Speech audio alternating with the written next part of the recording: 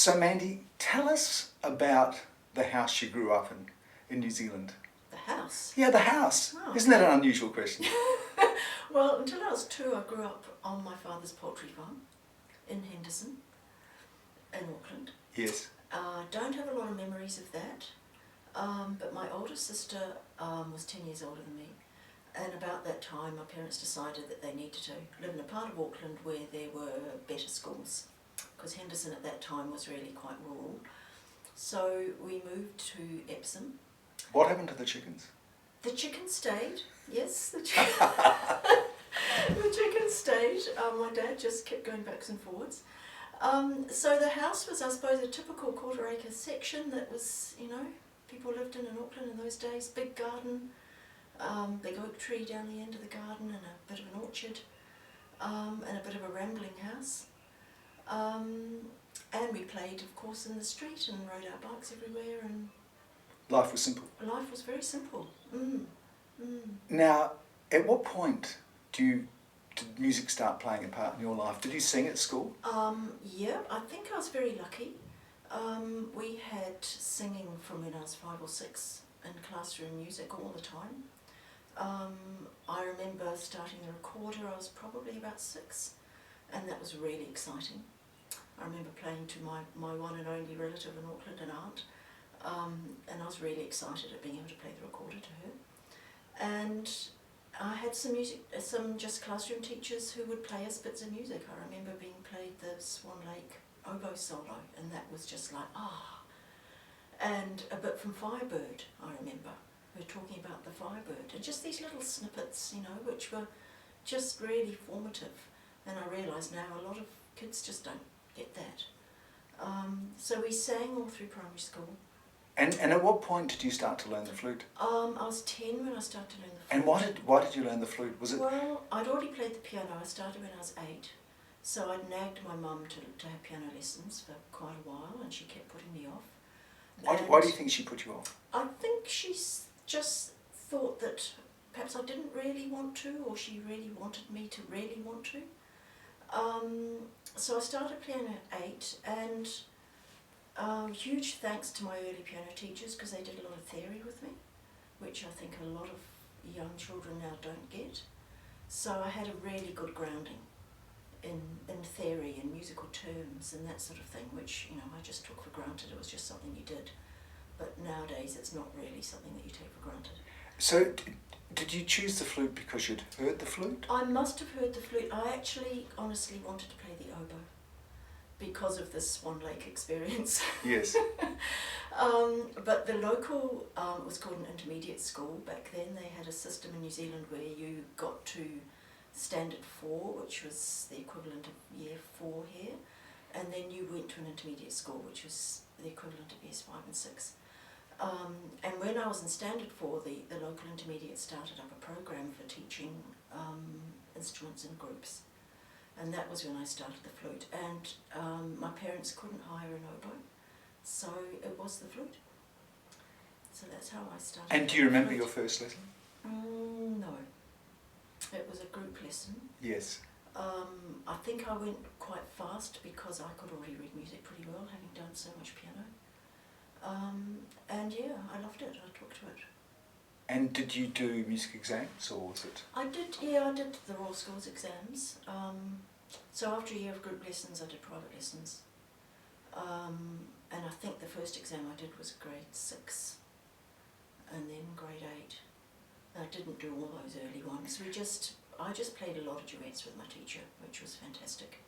And there was no pressure to have to, get to any particular standard. And tell me, did you, apart from having lessons, did you play in a school orchestra, or did you do anything outside of school with your... Yeah, well, I think that was one of the wonderful things, was that there was a lot going on. I don't actually remember a school orchestra at the intermediate school, but I do remember in the holidays lots of kids coming together from different schools, even when we were 11 or 12, to play in orchestras. So bands weren't really a thing then. String instruments were being taught in the public system just as much as the wind instruments. And so orchestras was what it was. We'd never heard of a wind band. Playing with other people was orchestras. And did you take part in the chamber music competition? Yep. We played Brandenburg 4, and we won it that year, the large group. Right. And that was an amazing Experience. experience. So did you go to Wellington for the finals? We went to Wellington for the finals, yep, stayed in Cuba Street, which back then was quite a wild place. Yes. So that was an education in itself. And yes, it was months of preparation and being tutored, and but looking back on it, I think what an amazing thing for 16, 17-year-olds to have been able to do, to have played Brandenburg 4 without a conductor. Extraordinary. Yeah. And tell me, at what point did you decide that the flute was going to be your life? It's probably about 15. I kept trying different instruments. Like I said, I wasn't at first sure I wanted to play the flute. I tried to play the oboe again when I got to high school. Went to the oboe teacher and he said, well, where are you up to on the flute? And I said, well, I'm doing grade 8. And he said, it's going to ruin your flute practice, flute playing. I won't teach you. So that was that. But I'd given violin a go. I tried the French horn. I played the cello. So when I was about 15, it was like, well, I guess it's the flute. And I was playing in the Auckland Junior Symphony Orchestra, I think it was called. So that was, that was fun, playing some really good music. And then I started being asked to play in the Auckland University Chamber Orchestra, because they were shorter flutes.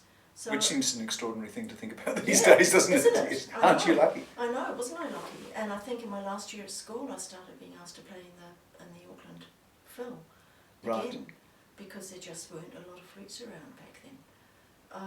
So I was getting all this amazing orchestral experience, and how lucky was that?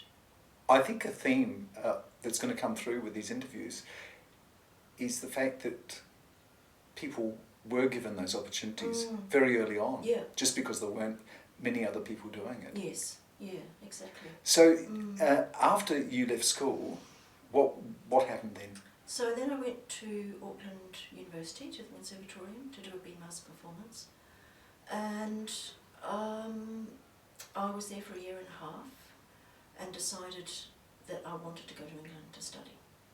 So I dropped out. Would have been better if I'd stayed, actually, and got an undergraduate degree there. But anyway, so I left and I had lessons and I played in the orchestra in Auckland and I did other jobs to save money. Yes. And a year and a half later, I went to England when I was 20. Right. Yeah. And was that, did you have any contacts in England when you got there? It was really hard to find out who to go to study from. Douglas Mackey, who's first written TSO, I'd learnt piano from his sister, so there was a bit of a connection there. So I had a few lessons from him when he came back. From when he'd been studying there, and so he gave me some names. But there weren't emails, it wasn't the internet. It was really hard to know who to go to. I had one name. So when I got there, and I had an aunt who lived in London, so I stayed with her. So it was Peter Lloyd was the one name I had. So I contacted him and he said, I can't teach you.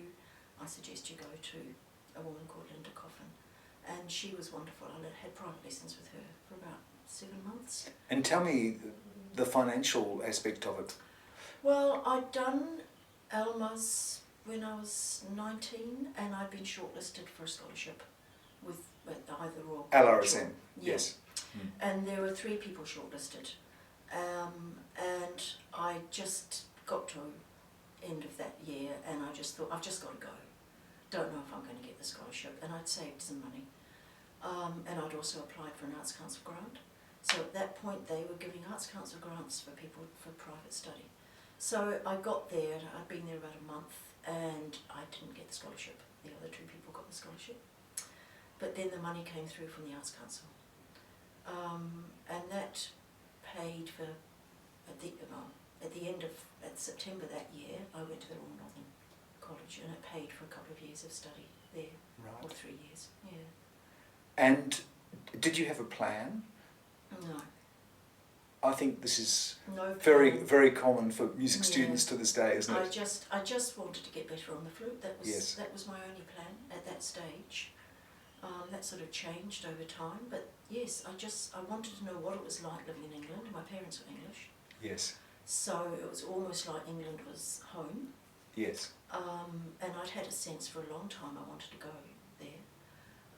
But as far as the music was concerned, no, I just wanted to get better on the flute, and that was all, you know. So you, over a period of time, studied with some of the great teachers of the flute world. Yeah, I did. So looking back, because you've now spent a large percentage of your life doing some teaching, haven't you? And looking back at their teaching styles, is there anything you sort of you can reflect on that? Were there some teachers who were standout teachers, or did they all have useful things to contribute? I'd say they all had useful things to contribute. I think some of them shaped the way that I like to teach, as far as how I respond to students. The teacher I had at the Royal Northern, it was difficult, let's put it that way. And then I learnt from Bob Aitken, who was a Canadian teacher, and I came across him in Iceland. I went there for a contemporary music fortnight, and he was teaching masterclasses there. I'd never heard of him, and he was wonderful. I was at the point of almost giving up the flute. It was the end of my second year at the Royal Northern. So what was it that he brought to? He was creative. His teaching was, he was a composer, but his teaching was really creative. So it wasn't like he got every student to do the same thing. So at the Royal Northern we didn't have private lessons, we only had group lessons, like the sort of, I like the French Conservatroium sort of way of teaching. And it didn't really suit me. So I felt there that I was just on this treadmill of having to do your 3 or 4 studies a week. You know, boom, boom. But with Bob Aitken, he tailored his teaching to me. And suddenly it was like I could see that this could be fun again, this could be satisfying again. And I really credit him with me still playing, basically. Do you think that he knew that he had such a big effect on you? Were you able to tell him that? I don't know. About a year later, 3 years later, I went to Banff specifically to study with him. So I think he probably did realise at that point that I really, you know. Yes.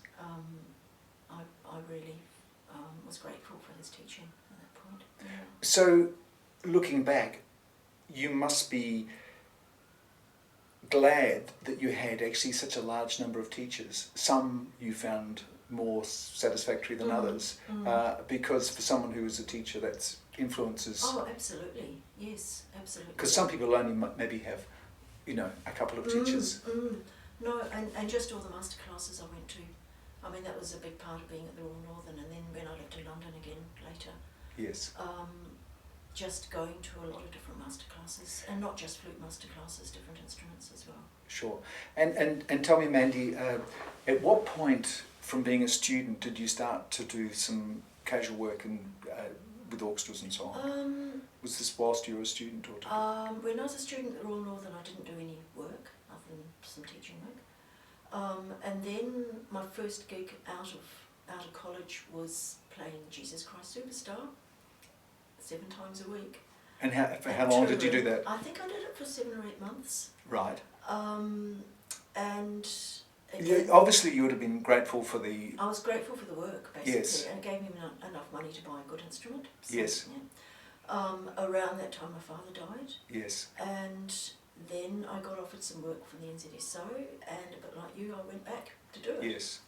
And when I was there, the first flute job in Auckland came up, and then so for 2 years I was then first flute in the orchestra in Auckland. And how did it feel to be back in New Zealand? I loved it, actually, being back. It yes. seemed like a real place of opportunity. Yes. I did so many things in those 2 years. Played concertos and did chamber music, and played in a band where we were all composing and playing different music. And it was a wonderful couple of years, but then it was like the flute itself started tugging at me again. I thought I just want to get better on the flute. And so that was when I went to Banff. And then from there I went back to London, and that was the point where I really started to get some ambition, basically. Up till then I hadn't really had ambition, things had just sort of happened. So at that point I started to think, I want to know what it's like to live in London and be able to support myself playing in orchestras. And after about 3 years I then thought, I want to know what it's like doing this, playing principal flute, playing in orchestras. And that was sort of really motivating for me, basically. And at the end of about 6 years I had got there doing it. And so which orchestras were you, had you been working with? So I was freelancing all the time, Scottish Chamber Orchestra and Bournemouth. I had trials with both of them. So the Bournemouth Symphony, London Mozart plays, Kent Opera, which doesn't exist anymore, but it was, Ivan Fischer was conducting, and it was a fantastic orchestra of young players. And then that turned into Glyndebourne touring opera. So I was doing a lot of different things. So a great journey from the chicken farm. Yeah. Long way from Henderson. So anyway, here we are. We're sitting in the Sydney Conservatroium. We've both just been teaching. So what brought you to Sydney? A pin on the map, actually. I met my now partner when we were in London, and we were both from New Zealand. Yes. And we both wanted to get back closer to where our family were, but I knew there wasn't a lot of freelance work in New Zealand at that point. So I thought, well, there's got to be work in Sydney, and I'd been here, we'd both been here. So Sydney it was. So did you come to Sydney just on the chance, or Yeah. had you? Yeah, just on the chance. Yes. Yeah. Yes. So it took a year to get work going again. And how much of that year, Mandy, did you feel that you'd made a mistake? Quite a lot of it, actually. It was a huge culture shock coming to Sydney, much more than going to England. Yes. I can't quite describe why, but yes, and it was just finding my feet yet again in another country. But on the other hand, we were living in Bronte, and it was like, this is amazing. We've got the sea right here, the sun is shining. We both got our health back, because that had been an issue. Yes. And we sort of knew we were in the right place. Yes. But the length of time it took to get casual auditions, for instance, it was just much longer than I'd expected. And then once I started getting work, again I was very lucky. There was just gaps in the orchestras, so I got a lot of work with the SSO and a lot of work with the ACO and the opera. And that kept going until I got the job that I was in. The associate principal flute in the Opera Australia Orchestra. Yeah. Yes. Yeah. And a wonderful time. Yeah, 23 years of that. Yeah. Yes. Yeah. And tell me, you've sort of mentioned that the love of playing the flute has always been strong, but there's been some times when you've maybe not been quite as strong. Oh, for sure. But tell me now, what's your relationship with the flute? Oh, it's mixed. I wondered. Yeah, it's a funny time of life, and I don't think it's talked about enough, actually, what it's like for musicians when they get into their 60s. Yes. 50s for some people. You know, what is it that keeps motivating you? And can you be bothered keeping on practicing, you know, to keep it up to that standard that you know it's got to be at to go and work in the orchestras again, for instance, or play chamber music. Yes. So about 3 months ago I decided I had given up the flute, and it felt like a real relief. Like, I don't have to keep this going But anymore. you walked in the room carrying one. I know, because the thing about being a musician is you have to keep it going. Yes. You know, if you want to be able to play to a level that sounds good to you and that satisfies you. And then I got offered some work, and there was just this little thing in my heart that went, ooh, that would be quite nice. And so I picked it up again, started practicing, and went and did the work and enjoyed it. So it's a strange, very strange time, I think, for musicians. Yes. You know, when they're not playing full time anymore. Can I tell you a funny story about another Kiwi musician, Gordon Skinner, the renowned bassoonist? Well, he decided that he would give up the bassoon. He sold his bassoon, and to celebrate the end of a very long career, I was doing a concert, so I said, would he like to play in the concert with me a Mozart divertimenti? And he said he would. And the next day he was mailing his bassoon, I think, to America. Yeah. Anyway, we did the concert, and he found it all so emotional that he got quite teary during this little divertimento. So he made mistakes that he would have never made in his career. Yeah. Anyway, the bassoon was dispatched to America, but immediately he went on eBay to look for another bassoon. So your story of giving up, like we can understand it, but at the same time, someone offers you some work and your heart beats a little faster. Yeah, exactly. Yeah, it's just sort of making me realise it's been really interesting looking back the last 2 or 3 months or year really. I've been looking back over my career. Yes. And just seeing how important it has been to me, because it's almost like musicians take it for granted, I think. Yes. Take the playing of the music for granted. I'm not talking about having a job, for instance, but just we're around musicians a lot. It's something that's just part of our lives. And can I ask a question? The Mandy who stayed in Cuba Street for the chamber music competition, what would have Mandy then thought of the career that was going to stretch ahead of her? Oh, I think amazed, actually. Yeah, I had no idea. I had no idea what was possible. Yes. And like you asked me before, did I sort of have a plan? Well, no, I had no plan at all. So I think I am happy with what I did, and I don't have regrets about what didn't happen. Yes. I suffered from quite a lot of anxiety when I was in my 20s and 30s, and I think that stopped me doing some things that perhaps I would have been able to have done. And that's a shame, but on the other hand, it makes me understand people who are going through that now. Yes. And that's something I'm doing now with people, is just helping them deal with some of that stuff. That's so fantastic. That perhaps they don't have to put the restrictions on themselves that I put on myself. And the final question that I want to ask you, how do you think the young Mandy would have reacted to your style of teaching? Would it have been just what Mandy needed? I think so, yeah. I think I teach the way I did respond to and could have had more of. Yeah, for sure. That's fantastic. Yeah. Thanks so much for sharing Thank your you. story.